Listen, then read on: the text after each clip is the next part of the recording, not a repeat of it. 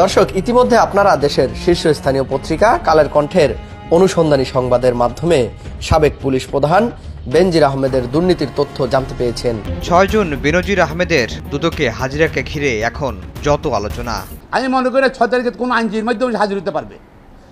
এটা হলো কারণ কি জানেন, বাইরে থেকে বেনজিরকে আমরা যেভাবে দেখেছি, তিনি যে আরেক বেনজির ভেতরে, সেটা তো এখন সত্য হয়ে। এবং আপনি কি সত্যি মনে করেন যে এই ইমিগ্রেশন ক্রস করা, টাকা পাচার করা, এগুলো সরকারের একদম ঘনিষ্ঠ সহযোগিতা ছাড়া সম্ভব?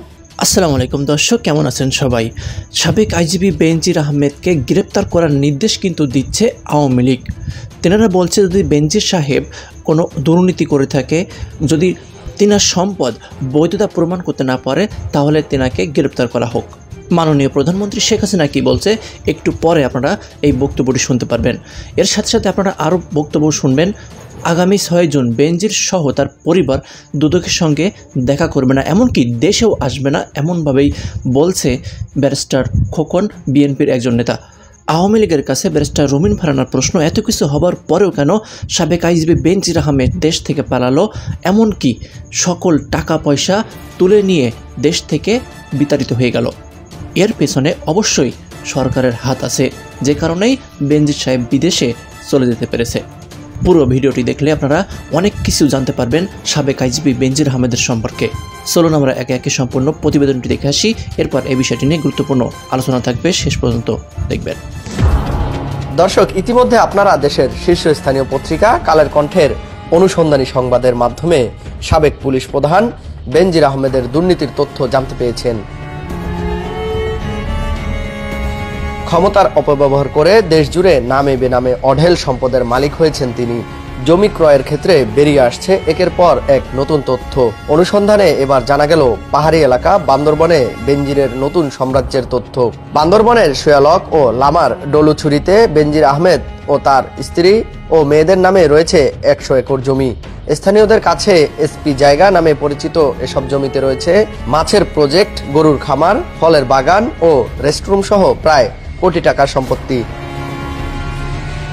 এসব জমিতে এক সময় অসহায় পরিবারের বসবাস থাকলেও নামমাত্র মূল্যে জমি বিক্রি করতে বাধ্য করার অভিযোগ রয়েছে বেনজিরের বিরুদ্ধে। এসব জমি কিনতে সহযোগিতা করেছেন স্থানীয় স্বেচ্ছাসেবক লীগ নেতা মং ওয়াইচিং মারমা।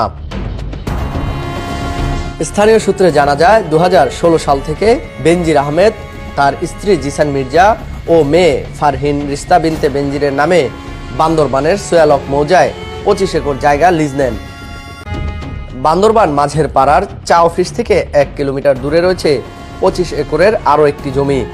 এখানে রয়েছে একটি গরুর খামার, কয়েকটি মাছের প্রজেক্ট, একটি শীতাতপ নিয়ন্ত্রিত রেস্টরুম, বিভিন্ন ফলজ ও সেগুন বাগান। আশপাশে কোনো বসতি না থাকার পরেও সেখানে পৌঁছে গিয়েছে বিদ্যুৎ, হয়েছে ইটের রাস্তা, যা বাগানের উদ্দেশ্যেই তৈরি করা। ৬ জুন বেনজির আহমেদের দুদকে হাজিরাকে ঘিরে এখন যত আলোচনা। চায়ের স্টল থেকে রাজনীতির মাঠ, সব আলোচনার কেন্দ্রে সাবেক আইজিপি। তবে বৃহস্পতিবার দুদকে হাজির হচ্ছেন না বেনজির আহমেদ অনেকটা নিশ্চিত। তারপরও শেষ পর্যন্ত কি হয় তা জানার অপেক্ষা। হাতে আছে মাত্র আর একদিন। এ সময়ের মধ্যে বেপরোয়া সম্পদ গড়ার নজিরবিহীন বেনজিরকে সিদ্ধান্ত নিতে হবে তিনি সশরীরে হাজির হবেন নাকি সময় নেবেন, নাকি দুটোর কিছুই করবেন না। সাবেক পুলিশ মহাপরিদর্শককে দুদকে তলব নিয়ে বিএনপির এক আইনজীবী নেতা তো রীতিমতো বাজি ধরেছেন। তিনি বলেছেন বৃহস্পতিবার হাজির হচ্ছেন না বেনজির, তা তিনি লিখে দিতে পারেন। আমি মনে করি ৬ তারিখে কোনো আইনজীবীর মাধ্যমে হাজির হতে পারবে। এটা হলো কারণ কি জানেন, সে যদি বিদেশি থেকে থাকে, কোনো আইনজীবী নিয়োগ করতে হলে তার ওই সংশ্লিষ্ট হাই কমিশন থেকে আইনজীবীকে পাওয়া দিতে হবে। এখন একজন আইনজীবী বলে দিল আমি আমার পাঠাইছে, আমি দাঁড়ায় গেলাম, তা এটা আইনসম্মত হবে না। সংস্থাটির এক কমিশনার বলছেন বেনজির না আসলে ধরে নেওয়া হবে, তার কোনো বক্তব্য নেই, যদিও পথ খোলা আছে সময় চাওয়ার। দুদক যাকে নোটিশ করবে সে আসতে বাধ্য কি বাধ্য না আইন সুস্পষ্ট বলেনি, তবে সে না আসলে ধরে নিতে হবে, তার কোনো বক্তব্য নেই। আর তার সুযোগ আছে, সে একবার সময় চেতে পারবে এবং কমিশন তাকে ১৫ দিন সময় দিতে পারবে। আইন শৃঙ্খলা রক্ষা বাহিনীর সর্বোচ্চ পদে থেকে এর আগে কেউ এতটা বেপরোয়াভাবে সম্পদ অর্জন করেছেন এমন তথ্য নেই কারো কাছে। সরকার তার অবস্থান নিয়ে লুকোচুরি খেলতেছিল। পাসপোর্ট এবং ইমিগ্রেশন কার আন্ডারে? স্বরাষ্ট্রমন্ত্রীর আন্ডারে। স্বরাষ্ট্রমন্ত্রী 1 মিনিট চেক করলেই পারে সে দেশে না বিদেশে। মাননীয় স্বরাষ্ট্রমন্ত্রী কথা বললেন, উনি তার অবস্থান জানেন না। আরেকজন মন্ত্রী বললেন যে তার বিরুদ্ধে নিষেধাজ্ঞা নাই। এটা আইনজীবী সমাজকে, সকল ব্যক্তিকে, সকল নাগরিককে হতবাক করছে। সরকার তার অবস্থান নিয়ে লুকোচুরি খেলতেছিলেন। এটা বললে হবে পাসপোর্ট এবং ইমিগ্রেশন কার আন্ডারে? স্বরাষ্ট্রমন্ত্রীর আন্ডারে। স্বরাষ্ট্রমন্ত্রী 1 মিনিট চেক করলেই পারে সে দেশে না বিদেশে। অবস্থান জানা নাই। এটা আমি মনে করি এটা একটা লুকোচুরি করা হচ্ছে। ওনাদের কিন্তু শপথ নিয়েছেন সংবিধান অনুযায়ী, যাদের কাছে যাই বলবেন স্পষ্ট বলা উচিত, লুকোচুরির কোনো সুযোগ নাই। বেনজির আহমেদ সে তো তার সম্পদ আপনারা ক্রোক করলেন, সামান্য আবার শোনা যাচ্ছে সে যাওয়ার আগে নাকি 100 কোটি টাকার মতন পত্রপত্রিকা 100 কোটি উইথড্র করে নিয়েছে। বাংলাদেশ ব্যাংক কোথায় ছিল? বাংলাদেশ ফাইন্যান্সিয়াল ক্রাইম টিম কোথায় ছিল?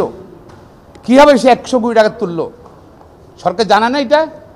বাংলাদেশ ব্যাংক জানে, কিন্তু তাকে সে সুযোগ করে দিয়েছে। তার বিরুদ্ধে অভিযুক্ত অনেক আগে থেকে আসছিল, কেন তাকে বিদেশে যাওয়ার সুযোগ দিলেন আপনারা? এবং প্রশ্ন হলো এই সম্পদ সে কীভাবে করলো? সে কি ঢাকার পুলিশ কমিশনার থাকা অবস্থাতে সরকারি টাকা আত্মসাৎ করলো? পুলিশ ডিপার্টমেন্টের র্যাবের ডিজি থাকা অবস্থায় র্যাবের টাকা আত্মসাৎ করলো, সরকারি টাকা? আইজিবি থাকা অবস্থায় সে কি পুলিশ ডিপার্টমেন্টের টাকা আত্মসাৎ করলো? এটা প্রশ্ন আছে। পাশাপাশি নাকি সে চাঁদাবাজের মাধ্যমে সে এই টাকা মানুষ থেকে নিয়েছে? তার সময় 14 সালে বাংলাদেশে অনেক গুম হয়েছে, অনেক রাজনৈতিক কর্মী গুম হয়েছে, হত্যা হয়েছে। ঢাকা শহরে আছে। বিএনপি নেতা ইলিয়াস আলী গুম হয়েছে, সালাউদ্দিনকে র্যাব গ্রেপ্তার করে ভারতে ফেলে দিয়ে আসছে, বর্তমান স্থায়ী কমিটির সদস্য। সবই তার, কিন্তু তার সময়ের র্যাবে থাকাকালীন সময়। বাইরে থেকে বেনজিরকে আমরা যেভাবে দেখেছি, তিনি যে আরেক বেনজির ভেতরে, সেটা তো এখন সত্য হয়ে যাচ্ছে। কাজী একজন মানুষের চলতে ফিরতে কত লাগে। আজকে দলের নেতা, দলের কর্মীদের কাছে যদি টাকা পয়সা চায়, এটা খুব লজ্জার বিষয়। বেনজির আহমেদকে নিয়ে আজকে আমরা আলোচনা করছি বেশ কয়েকদিন ধরে। আচ্ছা, আপনি আমাকে বলেন তো, বেনজির আহমেদ হঠাৎ করে একদিন সকালবেলা এই পরিমাণ অর্থবিত্তের মালিক হয়ে গেলেন? নিশ্চয়ই না। 34 বছর 7 মাস তার চাকরির আয়ু, 35 বছরের মতো। এর মধ্যে তিনি 5 বার পুলিশের সর্বোচ্চ পদক বিপিএম পেয়েছেন। তিনি শুদ্ধাচারের অর্থ সম্ভবত এই সরকারের সময় আমাদের পাল্টে ফেলতে হবে। বেনজির শুদ্ধাচার পুরস্কার পেয়েছেন। তিনি টপ ট্যাক্স পেয়ার হয়েছেন। সরকারের একবারও মনে হয়নি একজন সরকারি কর্মকর্তা শব্দটি আমি সচেতনভাবে বলছি না, আমাদের সংবিধানে প্রজাতন্ত্রের কর্মচারী বলা আছে, একজন সরকারি কর্মচারী কি করে টপ ট্যাক্স পেয়ার হন? মাছের ব্যবসা করে, মাছের ঘের দিয়ে? একবারও সরকারের এই কথাগুলো মনে হয়নি? সরকার তিনি যখন র্যাবে ছিলেন এবং তিনি যখন পুলিশ বাহিনীর প্রধান হয়েছেন, আইজিপি হয়েছেন, ভয়ঙ্কর ভাবে তাকে ব্যবহার করেছে। কিভাবে ব্যবহার করেছে? পুরো বাহিনীকে ব্যবহার করেছে বিরোধী দলের পেছনে, পুরো বাহিনীকে ব্যবহার করেছে বিরোধী দলের বিরুদ্ধে মামলা দেয়া, তাদেরকে গুম করা, তাদেরকে বিচার বহির্ভূতভাবে হত্যা করা, হেফাজতে নিয়ে বাজেভাবে নির্যাতন করা, এইসব কাজের জন্য। এবং র্যাব এখন আন্তর্জাতিকভাবে খ্যাতি অর্জন করেছে এবং তার নেতৃত্বেই র্যাবের সময় র্যাবের উপরে স্যাংশন এসছে, তার নিজের উপরও স্যাংশন এসছে, এবং তারপরে তাকে আইজিপি করা হয়েছে খুব সম্ভবত পশ্চিমে একটা বার্তা, এবং আরো প্রিসাইসলি বলতে গেলে আমেরিকাকে একটা পরিষ্কার বার্তা দেবার জন্য উই ডোন্ট কেয়ার। তাকে পুলিশের মহাপরিদর্শক করা হলো। এখন আজকে আমরা আলোচনা করছি, লিখছি, একটার পর একটা রিপোর্ট আসছে, রিপোর্টে অবিশ্বাস্য সব জিনিস। একদিন সকালবেলা উনি 4টা ফ্ল্যাট বা খালি ফ্ল্যাট কিনলেন, তিনি 625 বিঘা জায়গার মালিক, তিনি 33টা ব্যাংক অ্যাকাউন্ট মেনটেন করেন, অবিশ্বাস্য সব ব্যাপার স্যাপার। এগুলো কেউ জানতো না এতদিন। দুদক কি করেছে, বাংলাদেশ ফাইন্যান্সিয়াল ইন্টেলিজেন্স ইউনিট কি করেছে? গত 1.5 মাসের মধ্যে তিনি 100 কোটির উপরে বেশি টাকা সরিয়ে ফেলেছেন। কোথায় সরালেন বলেন তো? আপনি কি সত্যি মনে করেন যে তিনি তার বাসার বালিশের নিচে, খাটের নিচে, তোষকের ভেতরে 100 কোটি টাকা রেখেছেন? না, টাকাটা তিনি দেশের বাইরে নিয়েছেন। এবং এই নাড়াঘাটার সময়ে বাংলাদেশে রাষ্ট্রের যেই প্রতিষ্ঠানগুলো আছে, সরকারি যেই প্রতিষ্ঠানগুলো আছে, তাদের নাকের ডগা দিয়ে তিনি 100 কোটি টাকা দেশের বাইরে নিয়ে গেছেন সরকারের প্রত্যক্ষ সহযোগিতা ছাড়া। ডু ইউ রিয়েলি বিলিভ এটা হওয়া সম্ভব? 1, 2, একজন বিরোধী দলের কর্মীর কথা বলি, কারণ বাংলাদেশে তো সংবিধান অনুযায়ী অ্যাটলিস্ট কেতাবে কাগজে কলমে সকল নাগরিক সমান, তাই না?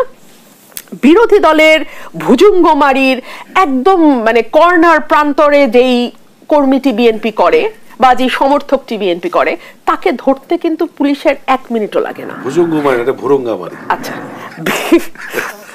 অন দি আদার হ্যান্ড এই ভদ্রলোক কোথায় আছেন? স্বরাষ্ট্রমন্ত্রী বেমালুম মিডিয়াকে বলছেন জানি না। ওনার কি আসলে ওই চেয়ারে থাকা উচিত? আর উনি জানেন না ওনাদের শুদ্ধাচারী পুলিশ কর্মকর্তা তিনি কোথায় আছেন?